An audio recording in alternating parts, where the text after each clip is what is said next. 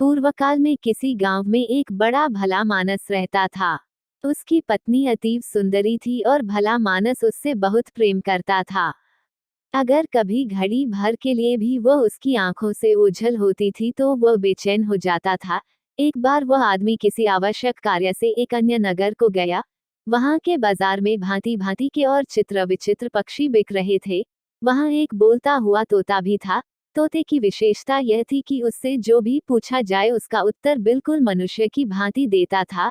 इसके अलावा उसमें यह भी विशेषता थी कि किसी मनुष्य की अनुपस्थिति में उसके घर पर जो जो घटनाएं घटी होती थी उन्हें भी वह उस मनुष्य के पूछने पर बता देता था।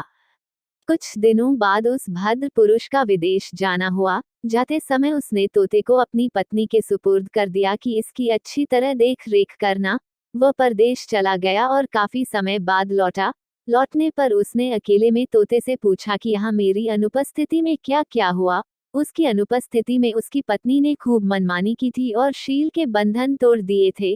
तोते ने अपने स्वामी से सारा हाल कह सुनाया। स्वामी ने अपनी पत्नी को खूब डांटा फटकारा कि तू मेरे पीठ पीछे क्या क्या हरकतें करती है और कैसे कैसे गुल खिलाती है।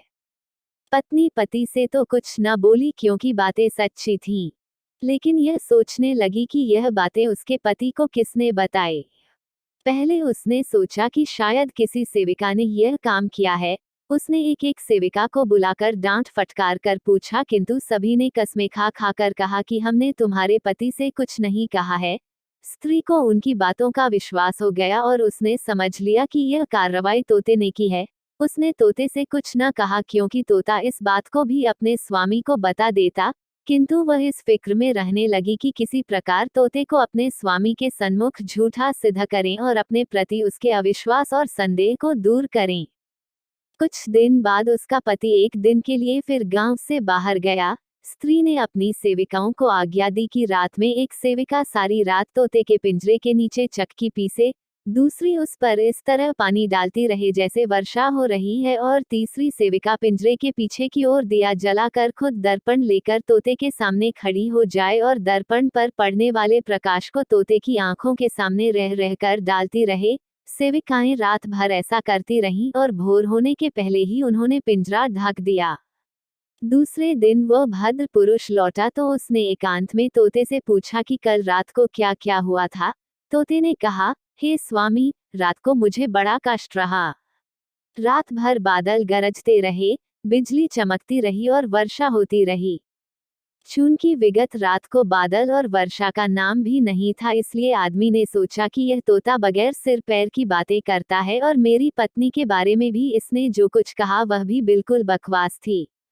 उसे तोते पर अत्यंत क्रोध आया और उसने तोते को पिंजरे से निकाला और धरती पर पटक कर मार डाला। वह अपनी पत्नी पर फिर विश्वास करने लगा, लेकिन यह विश्वास अधिक दिनों तक नहीं रहा।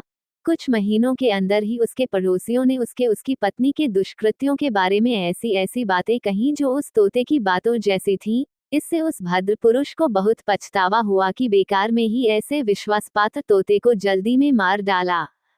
दोस्तों, वीडियो अच्छी लगे तो लाइक और सब्सक्राइब जरूर करें।